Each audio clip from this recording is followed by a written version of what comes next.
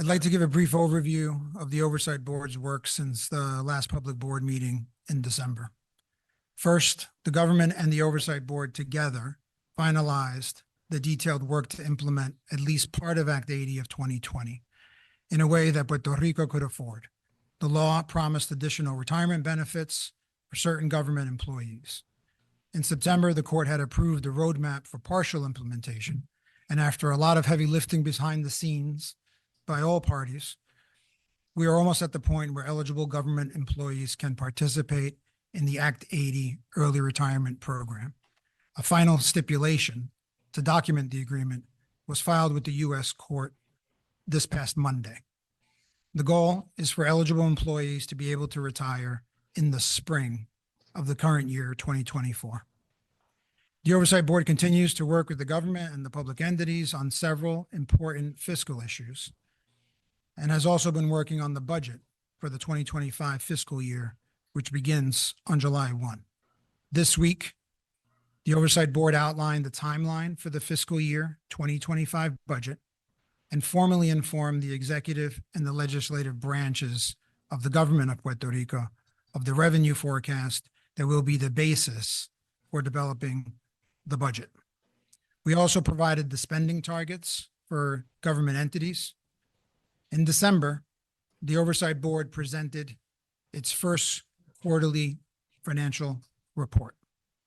This report provides an updated analysis of Puerto Rico's fiscal situation and impacts to the financial plan that occurred in the first quarter of fiscal year 2024. Potential risks to the financial projections in the fiscal plan for Puerto Rico are also highlighted and discussed. The report was the first in a new series of updates on Puerto Rico's financial performance that the Oversight Board plans to issue quarterly, and we will issue the report for the mid-year report this week. We will provide you with a summary of the report today, and the budget will reflect some of the key trends outlined in the reports. As of December, Puerto Rico's cumulative general fund revenue actuals surpassed forecast and last year's revenue actuals.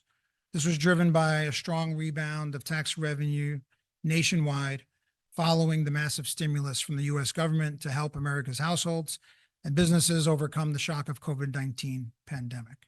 General fund revenues have grown since the pandemic, but appear to have plateaued in 2023. Receipts for the month of December were below projections for the current year and showed a year-over-year decline from December of 2022, the prior year. The COVID-related federal spending is winding down, but much of the federal money is still driving purchasing power, supported by the ongoing flow of disaster recovery funding to rebuild the damages from Hurricane Maria. These trends will enable the government to increase operating fund spending by 3% in the coming fiscal year to invest in areas where resources are needed the most, particularly health, education, but also to strengthen Puerto Rico's foundation for economic growth. The Oversight Board projects the general fund revenues of over $13 billion in 2025 and special revenues of $5.2 billion. According to the schedule in the budget, the governor will submit a proposed fiscal year 2025 budget based on the forecast of revenues and the budget targets by March 25th, and the Oversight Board and the government will work together on the governor's proposal as we have done in previous years. On May 17th of the current year, the Oversight Board will submit a budget compliant with the fiscal plan for Puerto Rico to the governor and the legislature. And the budget is a key element of fiscal responsibility owed to the people of Puerto Rico. It is the very core of stability. So I hope that by June 30th, the members of the Oversight Board will be in a position to certify a budget submitted by the governor and approved by both houses of the legislature, just as we did last year. So we can take another step towards Promesa's mandate of achieving fiscal responsibility. This is the time to budget wisely and responsibly. Puerto Rico's economy is recovering, but its continued growth does face challenges. Together, we must continue to make Puerto Rico's economy more competitive and carefully consider the risks that sustainable fiscal stability still faces. These risks are outlined in the financial report that we will publish later this week, particularly the considerable uncertainty around the amount of Medicaid federal funds available to Puerto Rico over the long term, impacts of tax law changes, and spending supported with non-recurring federal funds. While year-to-date expenditure trends do not appear to exceed budgeted amounts, there are major funding risks that could impact the full-year projections in the current and future years, including long-term salary costs for teachers and correctional officers that are currently funded by one-time federal funds that will expire in the current year. These account for $460 million, which must be funded in the future by tax revenue as the only other source of government funding in Puerto Rico.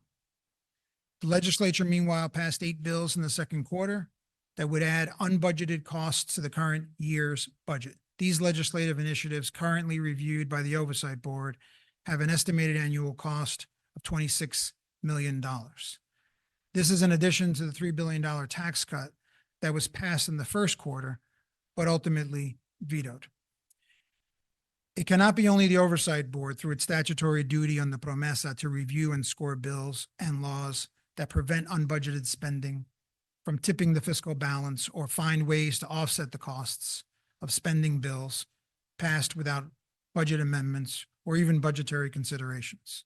More rigor, more discipline, and a keener focus on government priorities must be the rule. Many bills we score have merit, but we cannot spend the dollar more than once, and that is why priorities are important. So we will continue to focus first on what is essential, then on what is important, and in the very end, if there's money left over, what is desirable. In the new fiscal year, we must also continue our efforts to implement reforms most of us agree are necessary, including reforming the inventory tax. Reforming the inventory tax is critical to secure supplies for Puerto Rico, prepare for emergencies, and help Puerto Rico's families buy the products they need. The Oversight Board supported a cap of the inventory tax at the level of current payments to guarantee inventory tax revenue equal to the highest annual year's collections from prior 3 years. The House of Representatives passed a bill that would have implemented such a cap, but unfortunately the Senate did not.